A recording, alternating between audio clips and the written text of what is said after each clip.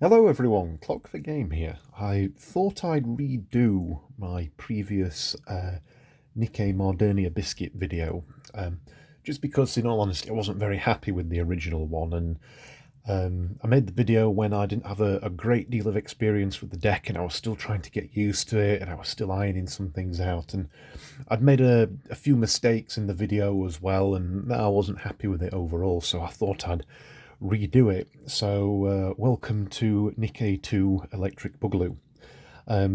Same build, with a couple of different tech changes. It's still the Modernia Biscuit build.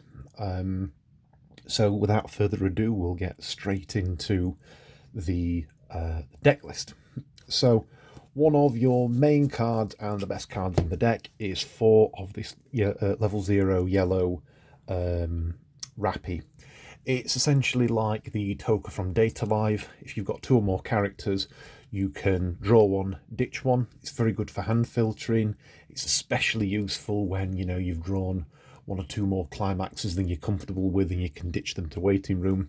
It's also got the additional effect of when climax is placed, you can bounce this card to hand, give something 1000 power, and also give it the ability of look at the top 2 cards of your deck, ditch one to waiting room and keep one on top.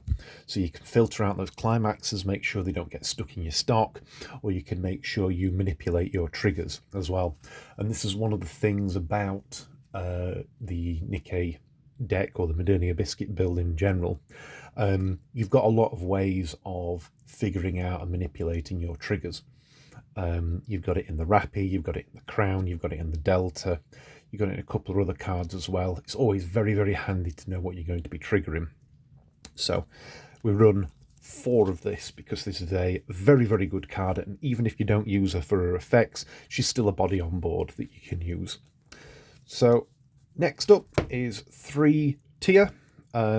She's a beat stick, 2/5, level 0.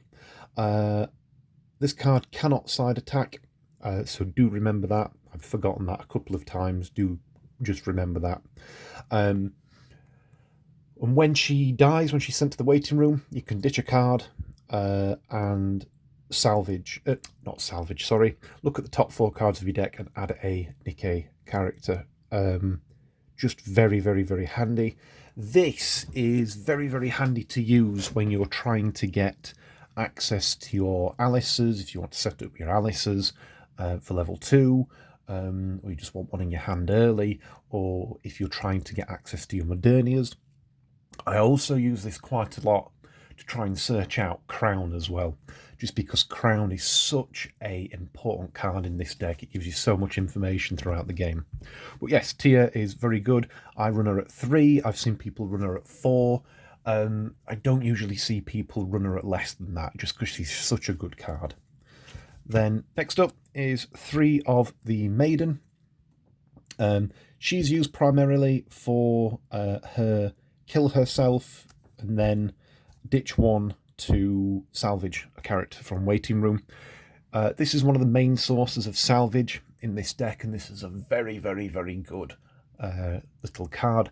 Do remember that she has the mandatory effect of you have to choose one of your opponent's cards, and that can't move for the next turn until the end of next turn.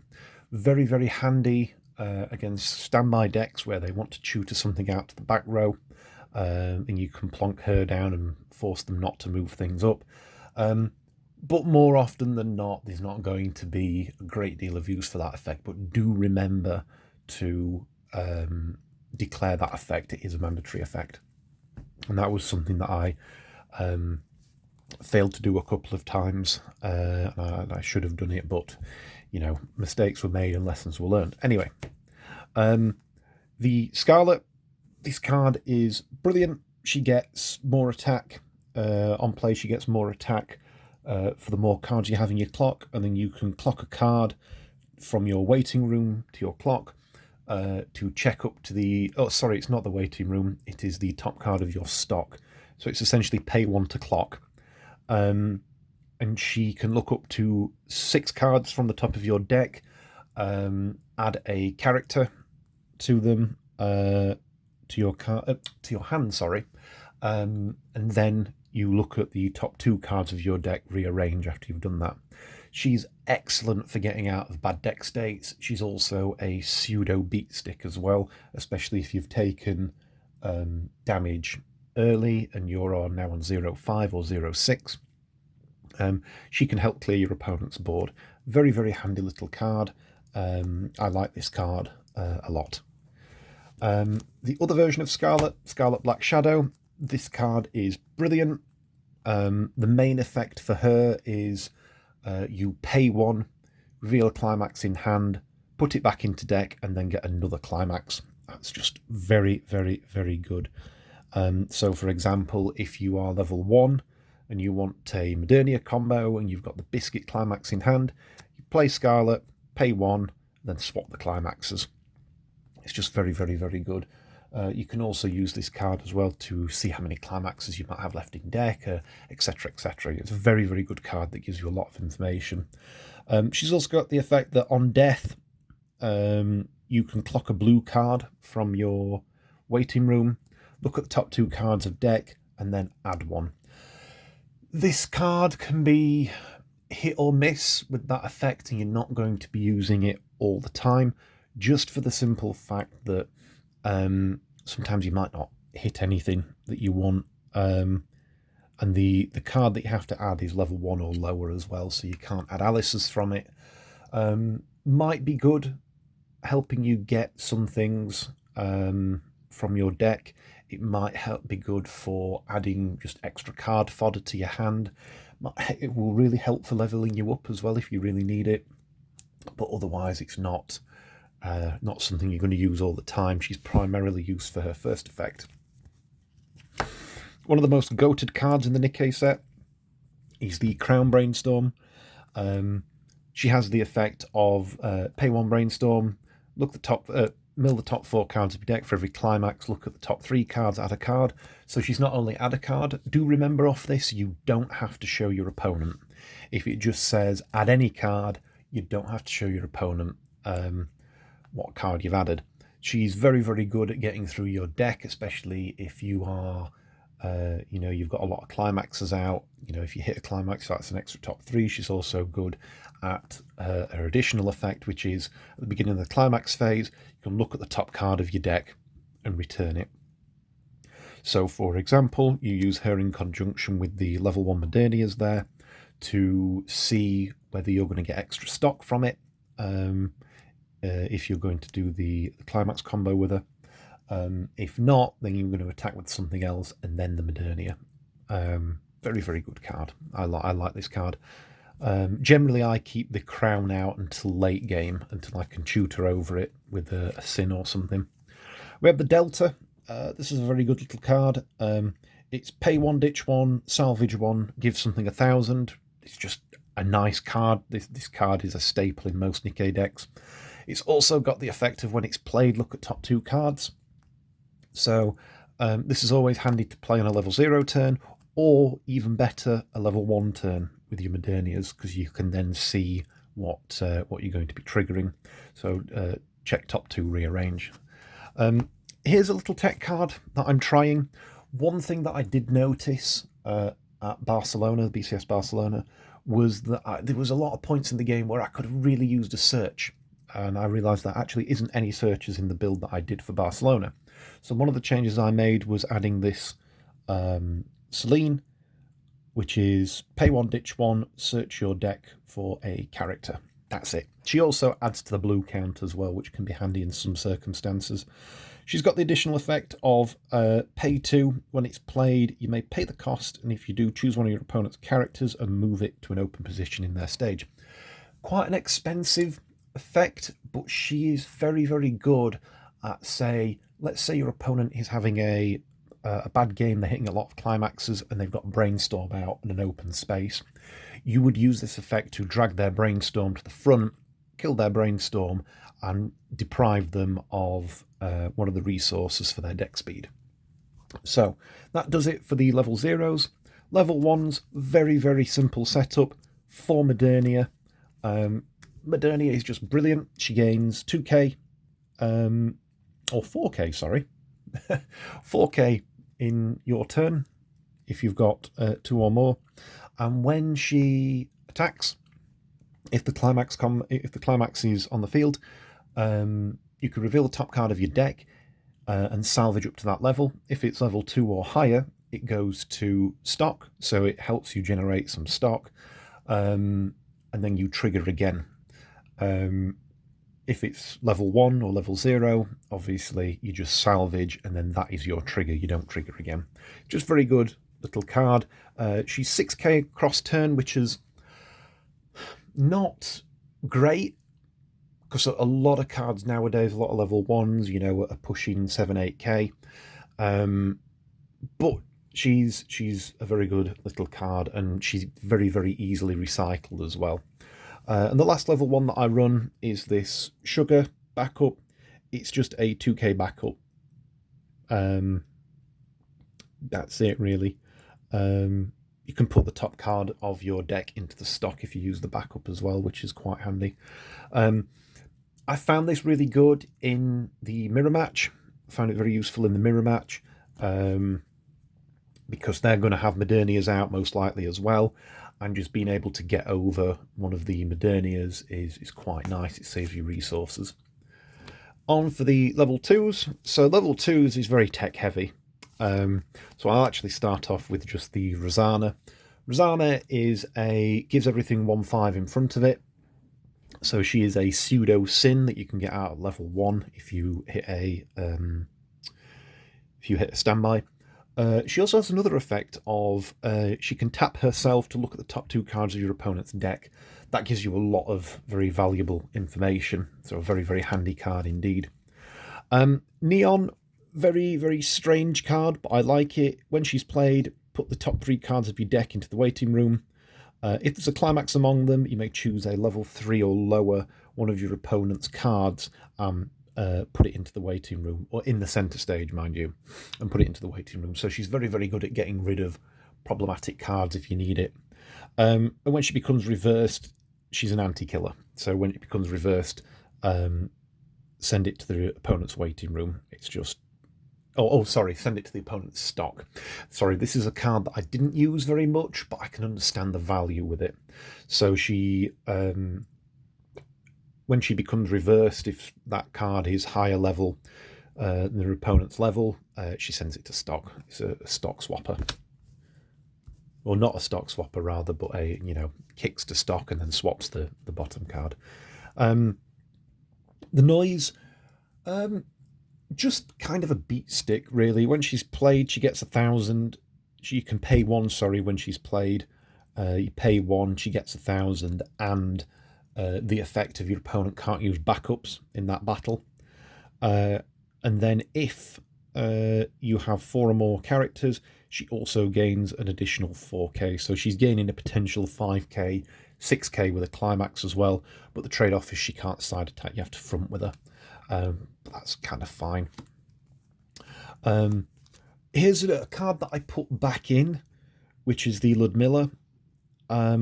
Just for the bounce effect, really. When it's placed as well, choose up to 2 of characters, give them 1/5 each. That's really good for getting over boards. But then you can put this card into stock, or put this card into my stock and then swap the bottom card to bounce something. Again, just really handy for getting rid of those really problematic cards. Again, not a card that I've used, but I'm running it at the moment just to try it. And then you've got Dorothy's Memory Kick, 3k Memory Kick. That's about it. So the level 3s, we run quite a few level 3s. So here is your bread and butter early play level 3, which is the Alice. I think everyone knows what this does. When there's 4 or more Nikke characters on the board, she loses a level in hand, so you can early play her. When she's played, you can ditch a card and heal a card from your clock to your hand. So generally what you do is you clock something that you want into your hand, play an Alice, and then just simply add it back to hand. When she gains 2k, when there's if all of your characters are Nikke characters, she gains 2k, which is brilliant.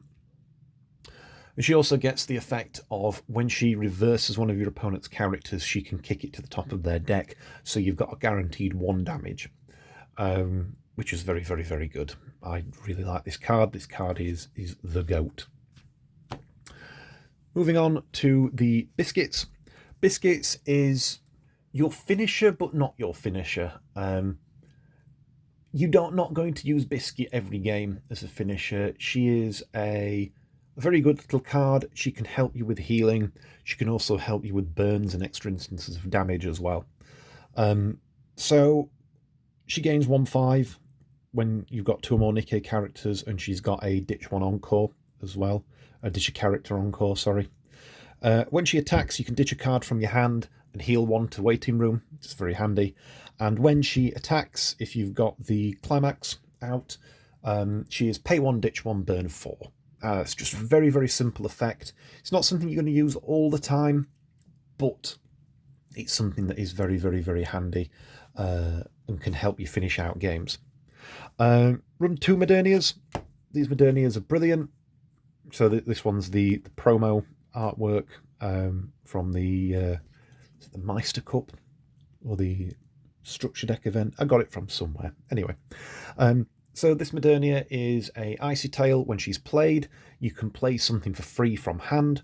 So the idea is very much like the Shayas in Arifureta. You play her, then you might play another copy of her, then you might play, say, a Biscuit or something like that. She can save stock very well, and she can get bodies out quite quickly. And on attack, she is Ditch 2, Icy Tail 4, burn 1 for each Climax.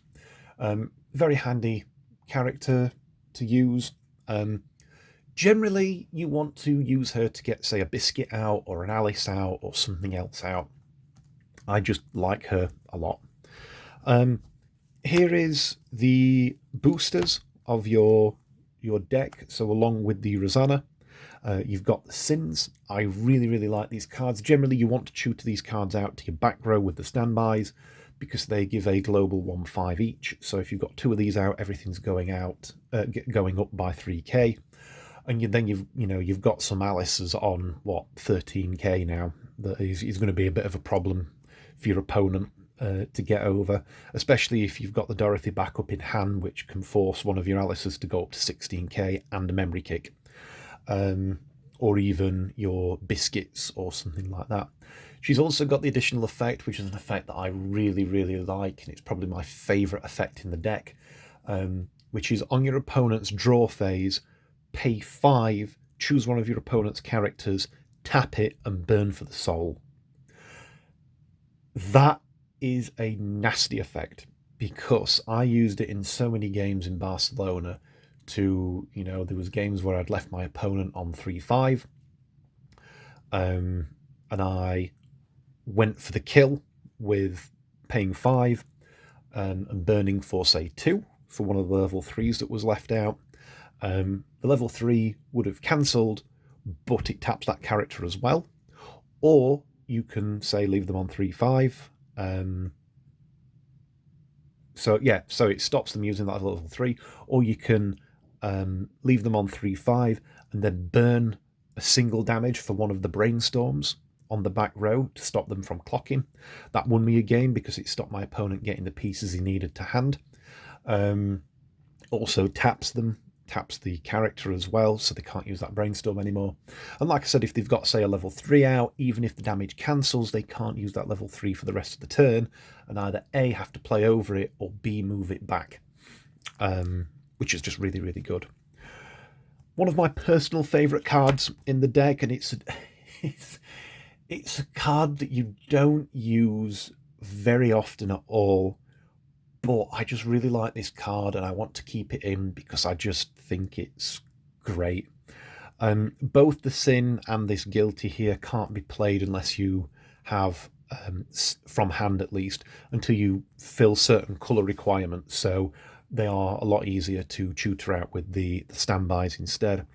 But if she is played from hand, the Guilty bounces one of your opponent's characters, then you can ditch a character and bounce another card, which is just brilliant. I really, really like bounce effects. The first deck that I ever absolutely fell in love with was a really, really janky bounce deck 8 bounce in set 1 Quints Yotsuba, and I've loved wind decks ever since. I just like the idea of bouncing things. One of my favourite decks in the entirety of Weiss Schwarz is the Data Live Wind Twins bounce deck, and my goodness, I just love bounce effects. I think they're funny. Her other effect is pay 3 on reverse of your opponent's character, kick it to clock. Very handy effect.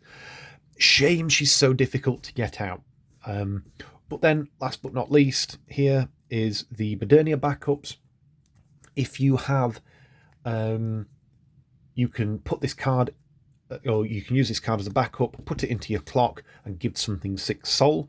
So for example, if you are, 3-4, 3-5 or something, and your opponent is going for the swing, you can force them to get +6 soul. So let's say they hit for 4 soul, you give them +6. Yes, you take a damage from it, but you hit them +6, they're now hitting for 10. Chances are you're going to cancel that unless you are fresh out of climaxes or are really unfortunate. The other effect is it's got a rest counter effect, where if you've got one of these Modernias on board, you can send one of the Modernias to memory to rest something. This is very, very, very handy at shutting things down. Like, for example, the Bang Dream finishers.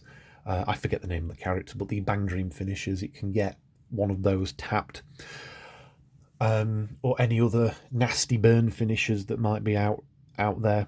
It can, if you're in a mirror match, it can rest one of the Biscuits or one of the Alices or things like that. Just a very, very handy card. Rest counters are always very handy, aren't they? One thing that I do need to mention is that I did a lot of testing against Licorice Recoil for a few months, actually, and neither me nor my friend noticed this, that there is a very silly level 3 Licorice Recoil card for set 2 that is essentially, it can search out a character, salvage a climax, and then its on climax placement, it sacks itself to spawn out one of the, or 2 characters, 2 of the Chisatos from hand, or 2 characters from hand.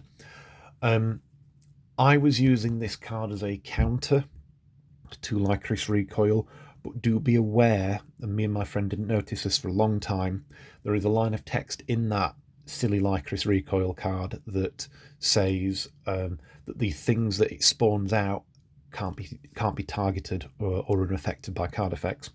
So do be careful. Don't try and rest a Licorice Recoil card with this, because it's not going to go well.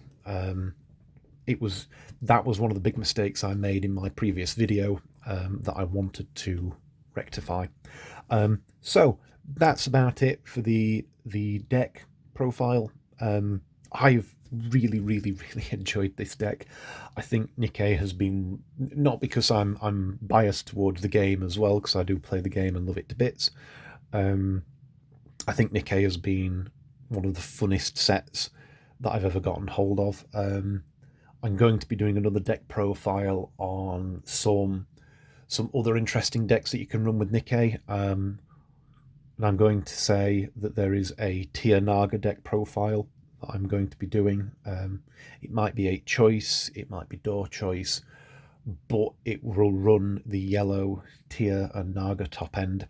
My friend Danny introduced me to that deck, and I think he's cooking something with it, so I'm going to make a video on that deck. Anyway, that's about it for the deck profile. Thank you very much for watching. I really, really love making these videos.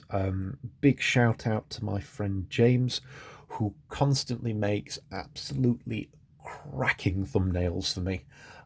So all the thumbnails that you see are from James. He's a 24 karat bro. Thank you very much, James, for all the work you do doing those thumbnails. You come out with some brilliant ones.